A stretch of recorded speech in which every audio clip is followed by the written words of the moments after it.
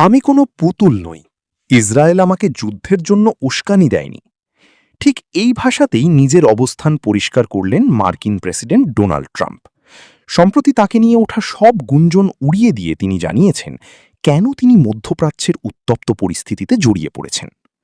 কদিন আগে যুক্তরাষ্ট্রের বর্তমান ভাইস প্রেসিডেন্ট কমালা হ্যারিস দাবি করেছিলেন ইসরায়েলের প্রধানমন্ত্রী বেনিয়ামিন নেতানিয়াহু নাকি ডোনাল্ড ট্রাম্পকে ফুসলিয়ে ইরানের বিরুদ্ধে যুদ্ধে নামিয়েছেন।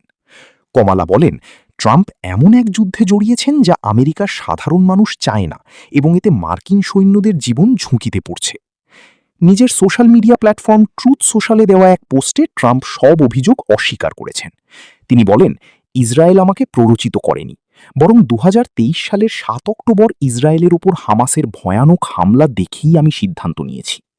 ট্রাম্প মনে করেন, ইরান যদি পারমাণবিক বোমা বানিয়ে ফেলে তবে তা পৃথিবীর জন্য বড় বিপদ হবে। বরাবরের মতোই ট্রাম্প সংবাদ মাধ্যম এবং জনমত জরিপগুলোর উপর ক্ষোভ ঝাড়েন। তিনি বলেন, খবরে যা দেখানো হয় তার ৯০% মিথ্যা এবং সাজানো। এমনকি ২০২০ সালের নির্বাচনে জালিয়াতি হয়েছে বলেও তিনি আবার দাবি করেন। ট্রাম্পের মতে ইরানে বর্তমান শাসনের পরিবর্তন আসবে।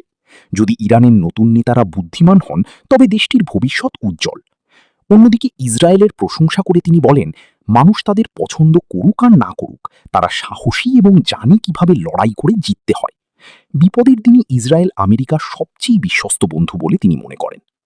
২০২৩ সালের ৭ অক্টোবর হামাসের হামলায় ইসরায়েলি প্রায় ১,২০০ মানুষ নিহত হন। এরপর থেকে শুরু হওয়া যুদ্ধে ইসরায়েলি বাহিনীর হাতে এখন পর্যন্ত ৬০,০০০-এর বেশি নারী, শিশু সহ বেসামরিক নিরপরাধ ফিলিস্তিনি প্রাণ হারিয়েছে।